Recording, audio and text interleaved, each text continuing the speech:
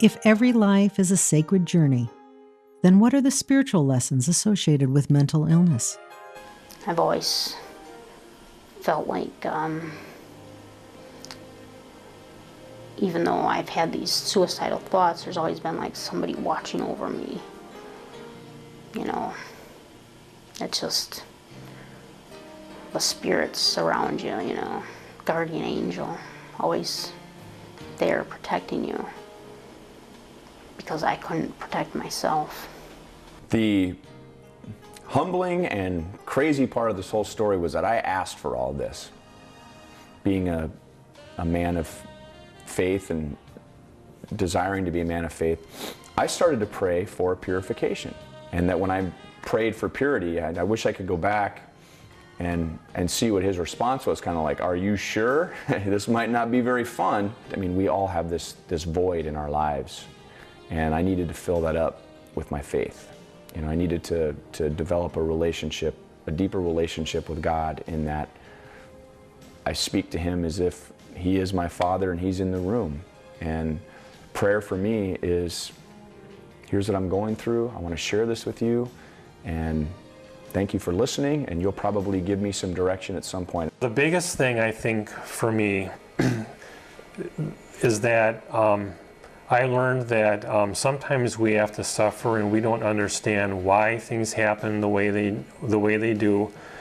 But I trust that God has a reason for allowing things to happen.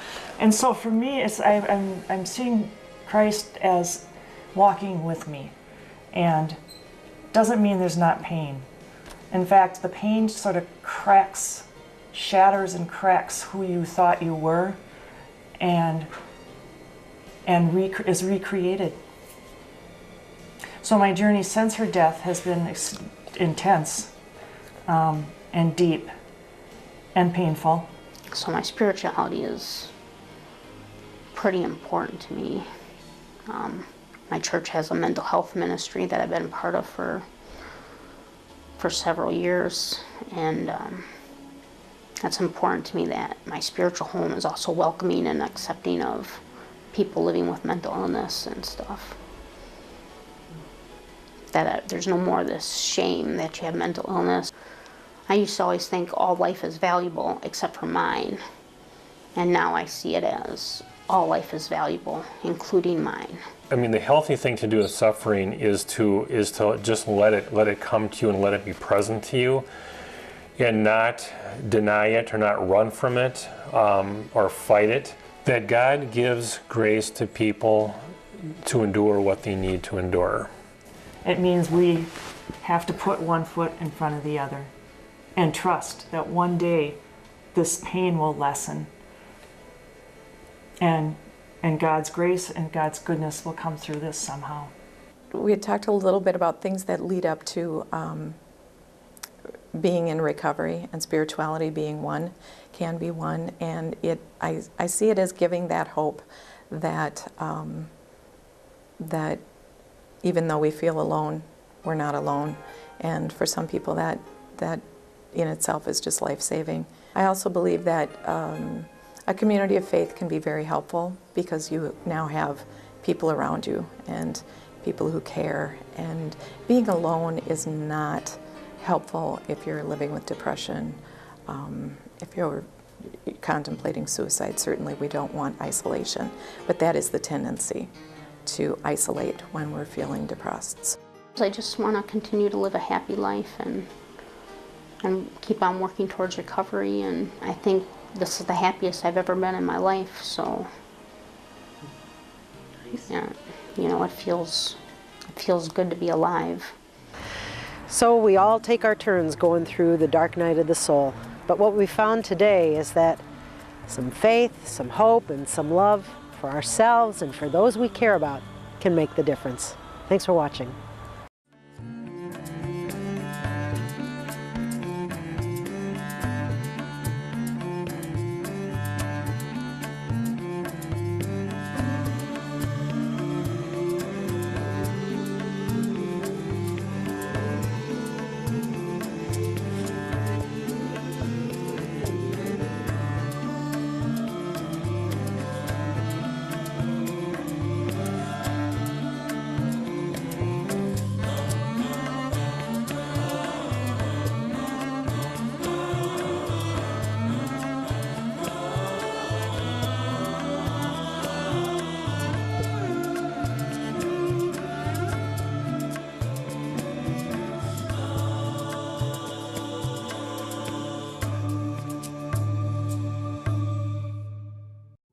Since its beginnings in France in the 17th century, the Sisters of St. Joseph have responded to the needs of the time. Today, in the 21st century, the Sisters of St. Joseph of Carondelet address concerns as they arise. In the St. Paul province, located in Minnesota, the Sisters of St. Joseph and Consociates have a Justice Commission, which gives priority to a variety of issues. Among the vital areas facing us today are care for creation and sustainability of Earth, efforts to address human trafficking. To view the other nearly dozen life issues, we invite you to go to the Justice area of our website, www.csjstpaul.org. The Justice Commission of the Sisters of St. Joseph and Consociates invite you to join us in the movement through awareness and education and bringing about solutions through legislative advocacy.